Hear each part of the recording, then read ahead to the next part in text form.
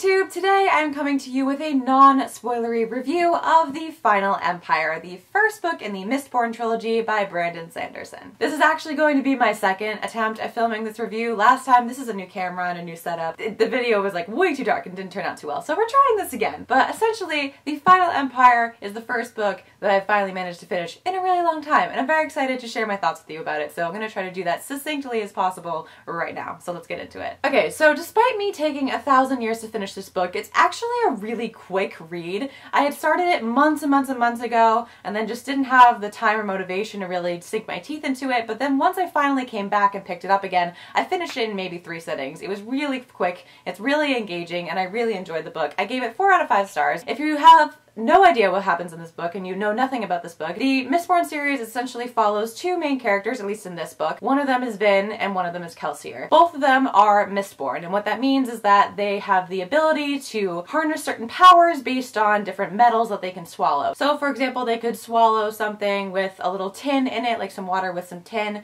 and that would be able to grant them the ability to have better senses. Essentially, you can see better, you can hear better, you're just more aware of your surroundings, things like that. These powers are what's going to help them try and pull off this crazy scheme to overthrow the Lord Ruler, who is the tyrant and villain of the story. So there were a lot of things I thought this book did really well, but interestingly, one of the things I appreciated most about this book was how Brandon Sanderson found a way to sort of lay everything out for you in such an easy to follow, easy to understand way that makes it seem like everything is super simple and that you can just like hop in and go. But at the same time, the way that all of those sort of simple base rules and how the world works is translated into the plot and what happens is so dynamic and has so much potential for these crazy different possibilities that it leaves you with a lot of questions and a lot of intrigue. Along that same vein, the world building was done really well, I thought. Just really well paced, really well developed. I loved that we kind of were going forward and backward in time as well, because you have these sort of mysterious journal entries at the beginning of each chapter, and you're not sure who's writing them or how they're going to be relevant, but you can kind of tell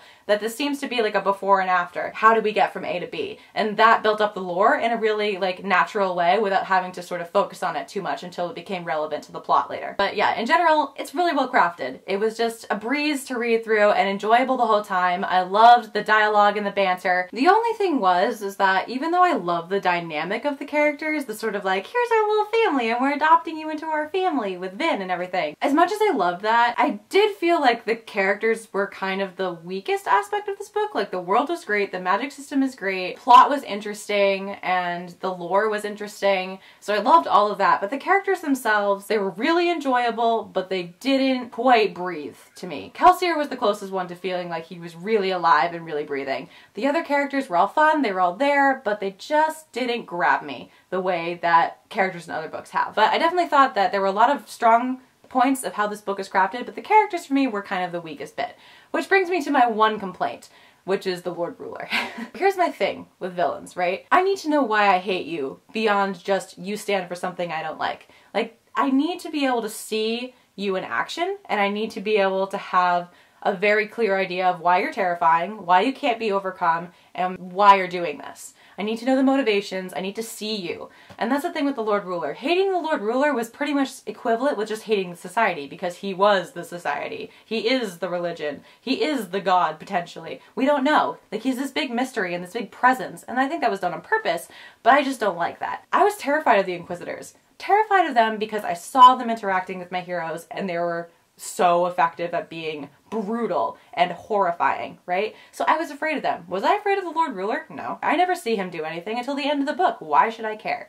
So for me, I was just left a little bit wanting. There's one moment near the end where you get to sort of see his court, like you get to see inside the castle, kind of, and I wanted more of that. Like, if I was able to see just how screwed up his brain was by actually seeing his thoughts and like being able to really see through his eyes and see just how crazy and brutal he was to the people like directly in front of him and interacting with him on a day-to-day basis, just getting a few more glimpses of that would have made it personal for me. And instead, he was just kind of there, and I didn't care. So yeah, I don't know, it didn't really do it for me. I need more to my villains. I needed to see him more, and I didn't. Whatever. I still think this book was a 4 out of 5 stars, and like was really fun to read, and overall such an enjoyable experience that it's such a minor complaint, but like, There we go. That's pretty much the only thing I could come up with that I was dissatisfied about. And I'm interested to see how it plays out in the future, because there's, like, where do we go from here? It's such an interesting place the book leaves off. So I'm really interested to see where we go next. And I assume that these are only going to get better and better as it goes on. And yeah, I'm definitely enjoying Brandon Sanderson's writing. Glad I finally read one of his books. Anyway, overall, great experience, and I definitely would highly recommend it, especially if you're not really used to fantasy. This is not a difficult book to get into, and don't let the size intimidate you. Even if you don't, like, love fantasy, I think this might be an interesting introduction. So don't be intimidated by it. And yeah, I think that's about it for me. So I guess we'll wrap up here. This has been a review. My name is Jackie, and I will see you in my next one. Bye! Thanks for watching.